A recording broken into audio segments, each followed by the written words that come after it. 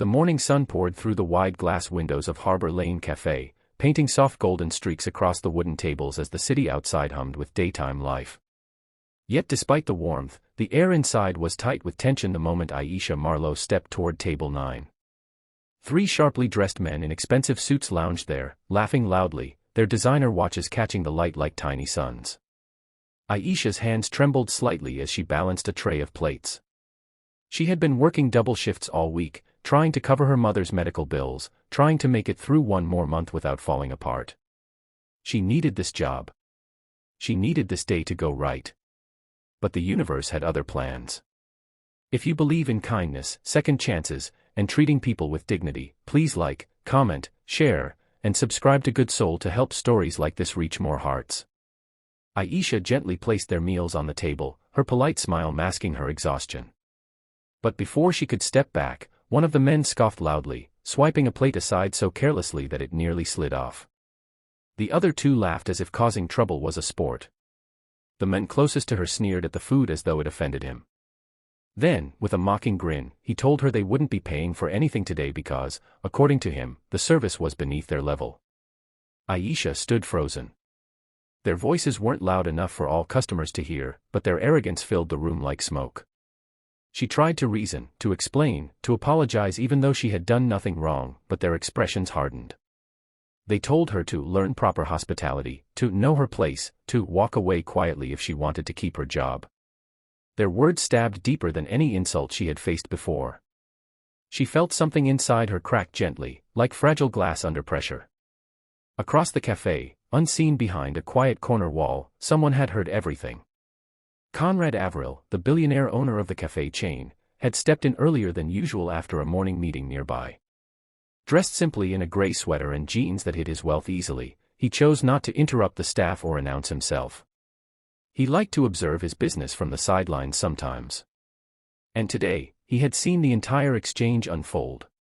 He watched Aisha struggle to hold her composure under the cruelty of men who believed money made them untouchable. Something cold and sharp settled in his chest, not anger, but disappointment in a world where people felt entitled to walk over those who served them. Aisha walked to the kitchen slowly, her body heavy, her emotions heavier. She leaned against the counter where no one could see her and let one tear fall. She wiped it quickly, reminding herself she couldn't afford to break down. Not here. Not today.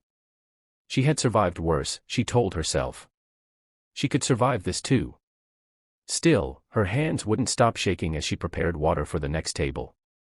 Outside, the rich men demanded to see the manager, laughing as though this was all part of their entertainment for the day. They smirked with entitlement, confident the world would bend for them as it always had. And that was the moment Conrad stepped out from the corner.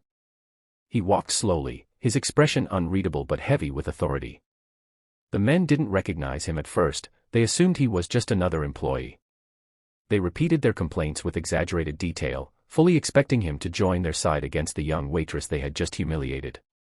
But Conrad didn't nod. He didn't smile. He simply watched them until their words stumbled and weakened under the weight of his silence. Then, in a calm voice that carried the strength of someone who had built everything from the ground up, he told them they would indeed be paying today, every single penny. The men froze, confused.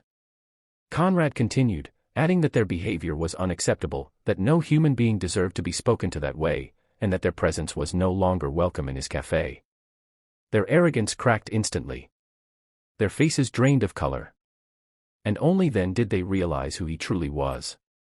Without another word, they paid hastily and rushed out, leaving behind the echo of their shame.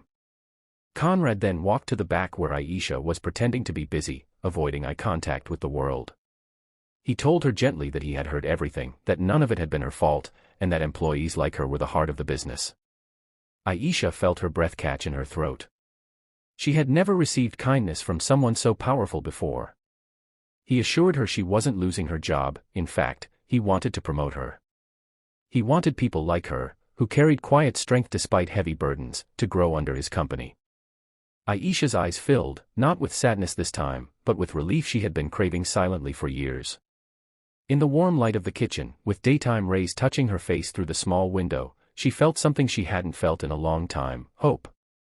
The kind that rises gently, like dawn after a long, dark night. If this story touched your heart, please like, comment, share, and subscribe to Good Soul so more people can feel the power of empathy and courage.